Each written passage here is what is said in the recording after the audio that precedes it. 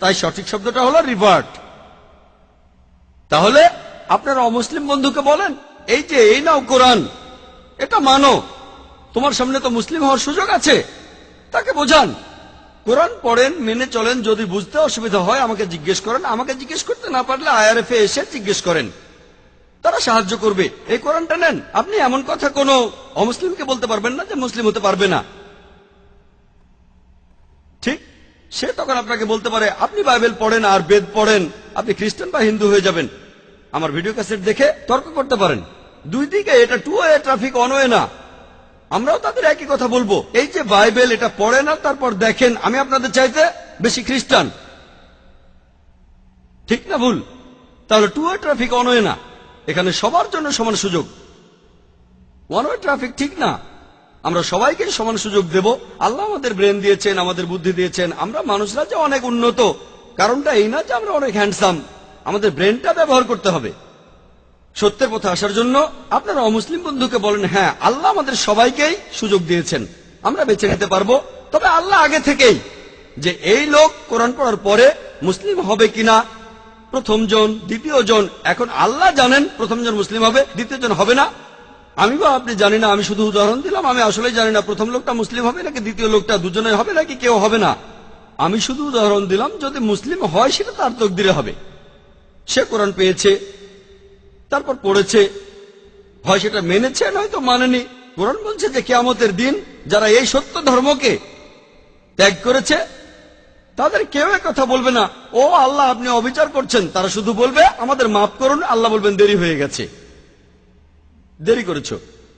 আল্লাহ তাআলা বলেছেন যেসব লোকজনকে দোজখে পাঠানো হবে তারা কেউ বলবে না যে আল্লাহ তাআলা অবিচার করছেন। সবকিছু একেবারে তাদের সামনেই থাকবে। এখন আমরা ভিডিওতে আগের জিনিস দেখতে পারি, আল্লাহ কিভাবে করবেন সেটা জানি না। আল্লাহ বলেছেন তোমাদের শরীর তোমাদের বিরুদ্ধে সাক্ষ্য দেবে, তোমাদের চোখ তোমাদের বিরুদ্ধে সাক্ষ্য দেবে, তাই সেখানে অন্য কারো প্রয়োজন নেই। আপনি নিজেই বুঝতে পারবেন আপনার ভুলগুলো কি কি ছিল। যখন আল্লাহর কাছে বলবেন আমাকে মাফ করেন, আল্লাহ বলবেন দেরি হয়ে গেছে। সুযোগটা পাচ্ছেন এই পৃথিবীতে, এত ভুল করার পরও আল্লাহ আপনাকে সুযোগ দিচ্ছেন। ভুল করছেন, আবার সুযোগ দিচ্ছে আল্লাহ। এই জীবনের পরে পরকালে হিসাব কিতাব, শেষ বিচারের দিন। আপনার কাজের উপর নির্ভর করে আপনার বিচার করা হবে। কাজের উপর নির্ভর করে আপনি যাবেন বেহেশত বা দোজখে। আশা করি উত্তরটা পেয়েছেন। আসসালামু আলাইকুম।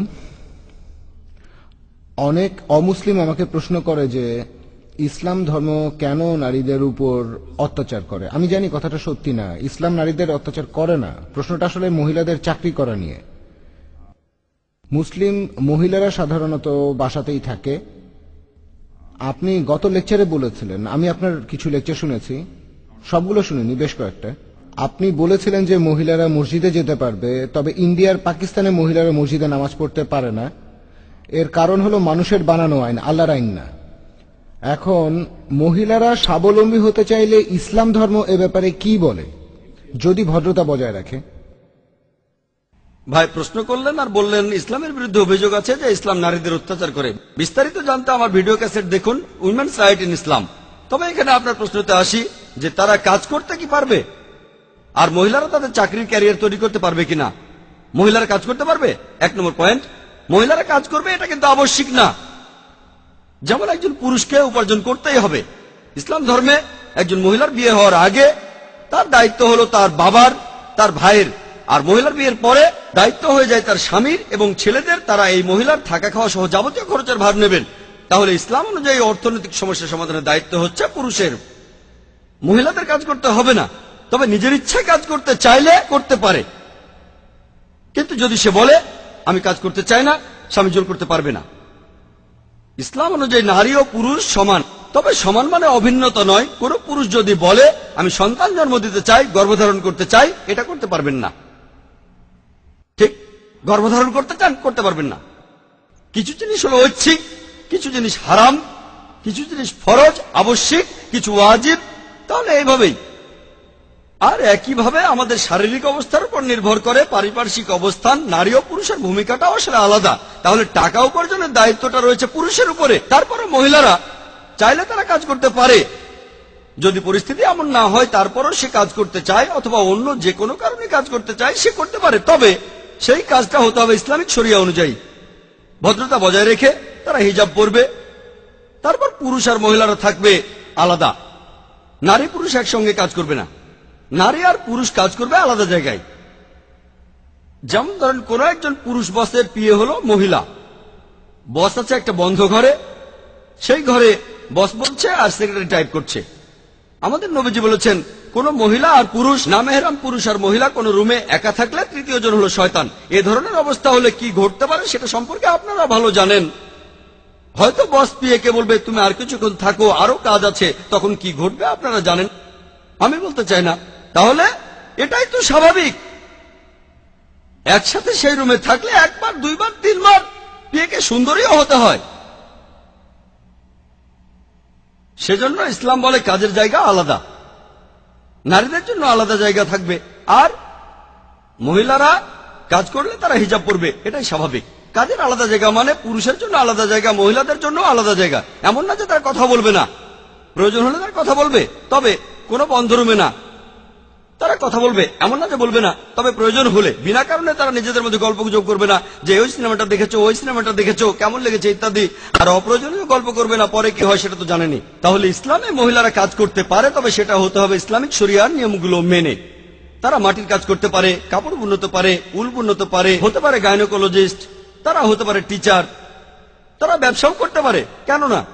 আমার বোনেরা মাশাআল্লাহ তারা দুজনে ব্যবসা করছে। আমার এক বোন তো ফ্যাক্টরি চালাচ্ছে, মহিলাদের জন্য আলাদা জায়গা, পুরুষদের জন্য আলাদা জায়গা। সে দেখে মহিলাদের, তার স্বামী দেখে পুরুষদের। সমস্যা কোথায়? MD, managing director. আরেক বোন করছে এক্সপোর্ট, সমস্যা নেই। তবে এইসব তারা করছে ইসলামিক শরিয়া মেনে, সমস্যা নেই। তবে তারা করতে না চাইলে কাজ করবে না। তারা নাচতে পারবে না, মডেলিং করতে পারবে না। একইভাবে পুরুষরাও অনেক কাজ করতে পারবে না। পুরুষরা মদের দোকানে কাজ করবে না। মহিলাদের জন্য যে নিয়ম তার অনেকগুলো পুরুষদের জন্যও খাটে। কিছু জিনিস আছে মহিলাদের জন্য হারাম, কিছু পুরুষদের জন্য হারাম, কিছু উভয়ের জন্য হারাম। যেমন মদের দোকানে কাজ করা নারী পুরুষ দুজনের জন্য হারাম, জুয়ার আসরে কাজ করাও হারাম। তাহলে এগুলো আলাদা জিনিস নয়। মহিলারা ক্যারিয়ার করতে পারে, কেন না? অবশ্যই সে ক্যারিয়ার করতে পারে, তবে সে ক্যারিয়ারটা ইসলামের যে শরিয়াত তার বাইরে যাবে না। এর পেছনে কারণটা হলো তাদের প্রধান দায়িত্ব, তারা যেহেতু মহিলা, প্রধান দায়িত্ব মা হিসেবে, প্রধান দায়িত্ব স্ত্রী হিসেবে। কিন্তু যদি সেই মহিলা চাকরি করে মা বা স্ত্রীর দায়িত্ব ছেড়ে দেয়, সে হয়তো হবে খুব ভালো গাইনোকোলজিস্ট, কিন্তু পরিবারকে অবহেলা করলো। এভাবে হয়তো কোনো চাকরি করলো কিন্তু মায়ের দায়িত্ব পালন করলো না, স্ত্রীর দায়িত্ব পালন করলো না। এভাবে সে হারাবে।